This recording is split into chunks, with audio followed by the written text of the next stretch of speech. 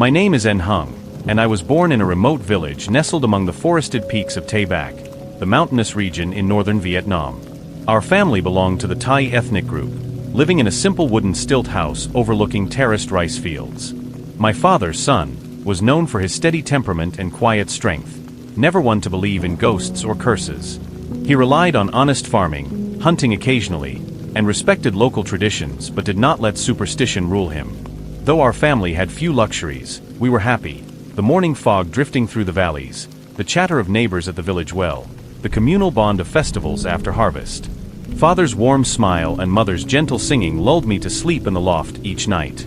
My younger brother, Loy, roamed the hillsides with a wooden sling, imagining adventures. That all changed the year I turned 14. A new wave of tension swept the village.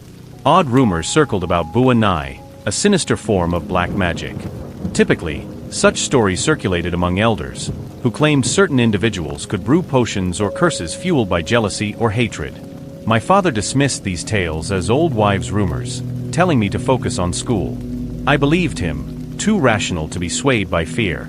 But life has a way of forcing even skeptics to face the unexplainable. One muggy afternoon during the rainy season, father returned from the fields looking pale. He claimed exhaustion, brushing off mother's concern. Over dinner, he barely ate, complaining of a dull ache in his chest. That night, he went to bed early, leaving mother and me to do the chores. A sense of unease hovered, though we couldn't pinpoint why. We attributed it to the changing weather and father's overwork. No one guessed how profoundly our world was about to unravel. Around midnight, a piercing wail jolted me awake. I scrambled off my sleeping mat, heart pounding. The wailing came from the main room below, mixed with frantic shouts from my mother. With each step down the bamboo ladder, anxiety rose in my chest. My younger brother Loy followed close behind, frightened. We found father writhing on the wooden floor, arms flailing, eyes half-lidded. A guttural groan escaped his lips, as though he was in agonizing pain. Mother knelt beside him, pressing her palm to his clammy forehead. "Son," she cried. "What's happening? Speak to me." Father's only response was a strained grunt. His limbs contorted in odd angles, and a fine sheen of sweat glistened on his brow. Fear gripped us. He'd never shown such symptoms before. Loy whimpered, eyes wide with confusion. I rushed for a cloth to wipe father's face. Mother demanded I fetch the village's small clinic.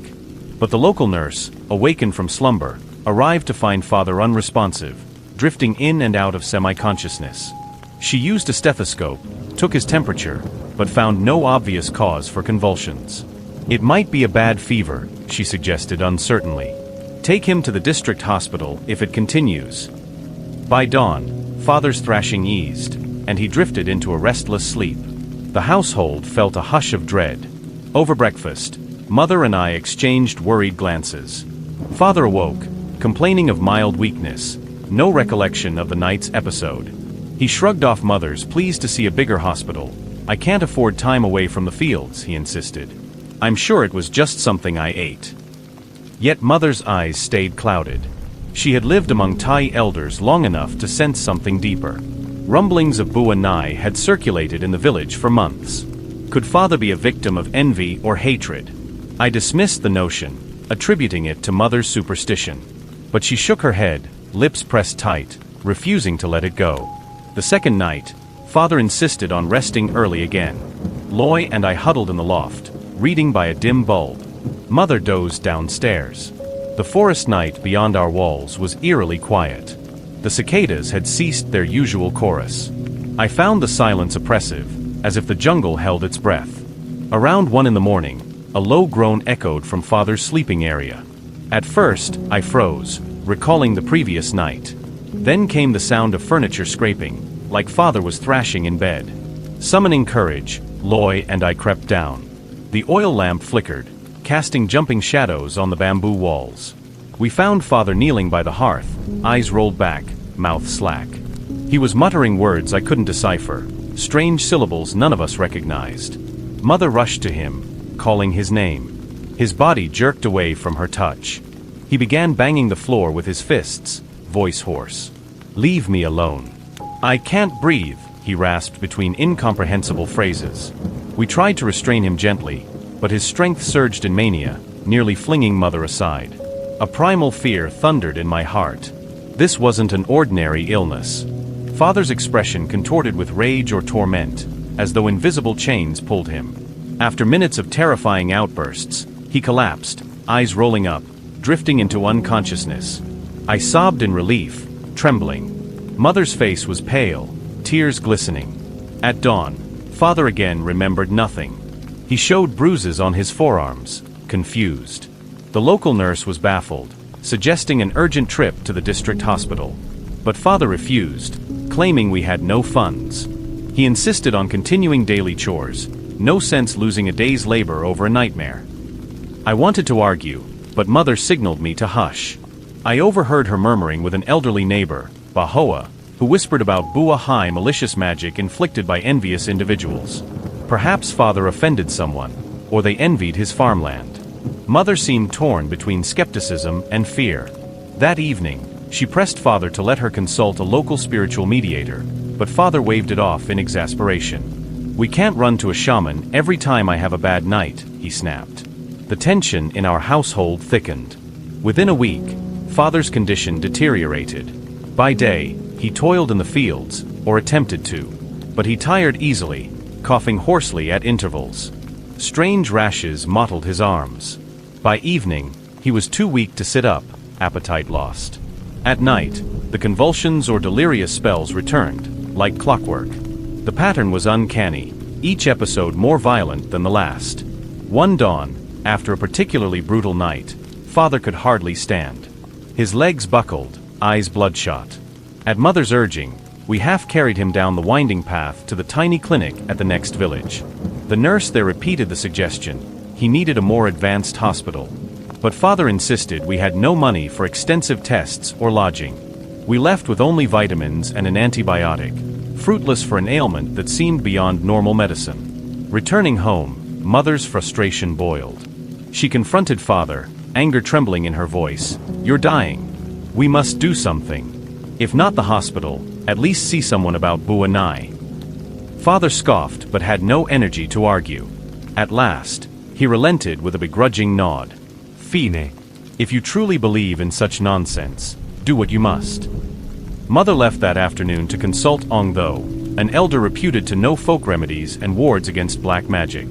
We waited anxiously. She returned at dusk, face grim. "He suspects a curse indeed," she told me in hushed tones. "He says Father is being targeted by an envious spirit wielder from the next hamlet over." My stomach knotted. Even if Father was skeptical, I was starting to fear there was truth to it. That evening, a ritual was planned. We brought Father to our main room, lit an oil lamp, and spread a straw mat.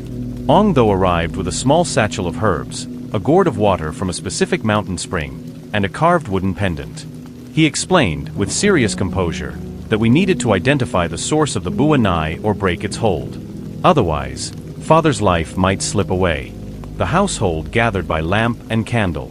Father, exhausted, sat leaning against a pillar, half-lidded eyes. I hovered near the corner, heart hammering. Loy clenched Mother's hand, fear plain on his young face. Ong Tho knelt across from Father, sprinkling the herbs into a wooden bowl. The tangy scent of anise or lemongrass drifted in the air. He began chanting an old Thai incantation, voice low and rhythmic. Slowly, he drizzled the spring water over Father's hands, then pressed the wooden pendant to Father's forehead. A hush fell. Father breathed raggedly, sweat beading on his temples. After several minutes of chant, a change overcame Father. His chest heaved, he arched backward, eyes fluttering. The wooden bowl rattled on the floor. Ong Tho commanded, "If a spirit dwells here, speak your name." No immediate reply. Father's mouth parted, a strangled hiss escaping. His arms jerked involuntarily. My mother stifled a cry. Fear burned in my chest. Then Father spoke, but in a rasp that wasn't quite his voice. Words tumbled out in fractured Vietnamese and possibly Thai dialect. "I come for him. He will not see the sunrise." Goosebumps prickled my skin. The voice seethed with hatred. Could it be an entity controlling Father? Ong Tho pressed the pendant more firmly, chanting faster. Father's body trembled, rebellious. A wave of cold wind seemed to swirl. The lamp flickered, threatening to snuff out. Loy whimpered, burying his face against Mother's shoulder. In a final surge of confrontation, the entity spat curses about envy, land, and repaying wrongs. Then Father collapsed sideways, eyes rolling back. He lay unmoving, breath shallow. Silence slammed down. Ong Tho exhaled, wiping sweat from his brow. It's as I suspected. A malicious spirit or cursed magic grips him. But I can't banish it alone. He needs a stronger intervention. He instructed Mother to brew certain protective teas, gather specific roots from the forest, and locate a more skilled shaman if Father's condition worsened. That night, Father stirred, moaning until dawn. We realized the war for Father's life was just beginning. Over the following days, Mother attempted the herbal remedies. She boiled leaves according to Ong Tho's instructions, making Father drink bitter concoctions. Loy helped gather bark from certain trees, rumored to dispel negative energy. But Father's health kept declining.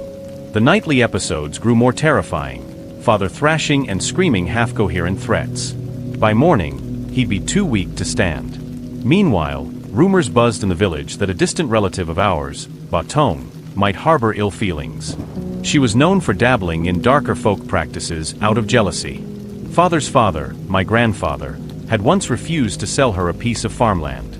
Some claimed she'd threatened vengeance, though Father had dismissed it as empty talk. Now suspicion rose. Could Batong be behind the curse? She lived in a remote corner of the next hamlet, seldom socializing. Village whispers claimed she possessed an altar of sinister potions. Another possible suspect was a neighbor who had lost a boundary dispute to Father, but he seemed mild-mannered. Batong's name loomed largest in these whispered accusations. One afternoon, Mother confided in me, and I'm going to see Batong. If she's indeed cursing us, maybe I can beg her to lift it. The idea made my skin crawl, but I couldn't deny Father's life was at stake. So Mother set off, leaving me to watch Father. She returned hours later, pale and shaken. She refused to speak of what transpired in Batong's home, except to say the old woman laughed in my face, denying everything. That night, Father's condition took a dreadful turn. His fever soared, eyes rolling as if seeing shapes in the darkness. He babbled about monstrous forms clawing at him. Then, around midnight, he let out a wrenching shriek. Loy and I rushed to his side, seeing Father's limbs twist unnaturally as he choked out words in a voice not his own. Your father is doomed. This land shall see him buried soon. The final syllables hung in the hot night air. Mother sobbed, clutching Father's hand. If the entity was telling truth, Father might not survive another sunrise. With no options left, Mother and Ong Tho reached out to a more reputed shaman named Thay Min, rumored to live high in the mountains, days away by foot. They sent a messenger, a relative who owned a motorbike, to request Thay Min's help urgently. Meanwhile, Father hovered near delirium. The local nurse visited daily, perplexed by a fever that no medicine controlled. I felt helpless, haunted by Father's moans each night. The rest of the household functioned on autopilot. Loy rarely spoke, traumatized by seeing Father possessed. I tried to keep up with chores, but fear gnawed my insides. The once lovely mountain environment now seemed suffocating, every shadow a threat. Finally, after 3 anxiety-ridden days, Thay Min arrived, a tall, lean man with a lined face that spoke of decades spent in spiritual practice. He carried a worn satchel containing unknown objects. With solemn politeness, he greeted Mother, who led him straight to Father's bedside. Father lay semi-conscious, chest rattling, face ashen. Thay Min studied Father's pulse, asked Mother for details of the episodes, then retreated outside with Ong Tho to plan. They returned, instructing the household to prepare a cleansing ceremony that evening. Time is short, Thay Min intoned. If the curse tightens further, his spirit may be lost. We must forcibly sever the Bua Nai, or he won't live beyond the next cycle of the moon. Thus the final confrontation with the unseen tormentor loomed. As the sun set behind the ridges, casting long shadows over the terraced fields, Mother gathered dried sage, special woods, and a small pot of purified water. Thay Min set up a small altar in our main room, instructing me and Loy to remain quiet. The hush of the impending ritual weighed heavily on my heart. Mitnicht. The house's interior lamps dimmed. In the main room, Father lay on a straw mat near the flickering glow of 4 candles placed at each corner. Fei Min chanted softly, an ancient Thai litany that resonated through the bamboo walls. Ong Tho assisted, sprinkling water around the room's perimeter. Mother stood watch, hands trembling with prayer beads. At Fei Min's direction, I cradled Father's head, ensuring he wouldn't thrash violently. Loi kneeled by Father's feet, tears in his wide eyes. The shaman circled Father, brandishing a small bell and a whisk-like talisman. Incense smoke billowed, thick and pungent. The chanting escalated, voice rising in melodic phrases. Father groaned, body tensing. I felt his muscles coil under my grip. The temperature dropped as if an invisible cold wind swirled. Candle flames bent sideways, guttering but not extinguished. The presence of something intangible pressed upon us, malevolent. Suddenly Father lurched, eyes snapping wide, though he seemed not to see us. He bared his teeth, releasing a guttural snarl. Fei Min commanded, "Reveal yourself, spirit of envy. Why torment this man?" Father jerked upright as if pulled by strings. A hiss escaped his lips. He took what was not his. This family must pay in blood. The voice was savage, layered with echoes. Fear drummed in my ears. A monstrous grin twisted Father's features, something unholy shining in his gaze. The shaman brandished the whisk, chanting faster. "Leave his body. This is not your realm." Father retreated a step, arms flailing. The entity cackled. His father's line refused me land, refused me offerings. I bind him to death. None can break it. Hearing that, Mother gasped. The land dispute? Could it tie back to the rumor about Batong or the older generation strife? The spirit's venomous voice insisted on retribution for past slights. Candlelight flickered ominously. I held Father's arm, tears streaking my cheeks. This is madness. He did nothing to deserve it. Fei Min launched into a thunderous chant, lifting a silver dagger from his satchel. He pressed the daggers flat to Father's forehead. The spirit let out an ear-splitting shriek that rattled the windows. Father's body convulsed violently.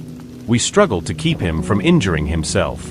The stench of rotting leaves and stale earth pervaded the room. In a final crescendo, Fei Min pinned Father's shoulders, chanting a potent phrase. The air crackled with energy. Father gave a final thrash, then collapsed onto the mat, chest heaving. The sense of pressure lifted, leaving the room swirling in smoky haze. Silence slammed down, broken only by Father's ragged breathing. We waited tensely. Would Father awaken free from the curse? Or was it merely repelled for the night? The candles were half-burned, the floor dusted with scattered herbs. Fei Min's shoulders sagged in fatigue. He exchanged a somber glance with Mother. "The entity is strong," he said. "I forced it out for now, but it clings to something in his heart, resentment, guilt, or old family conflict.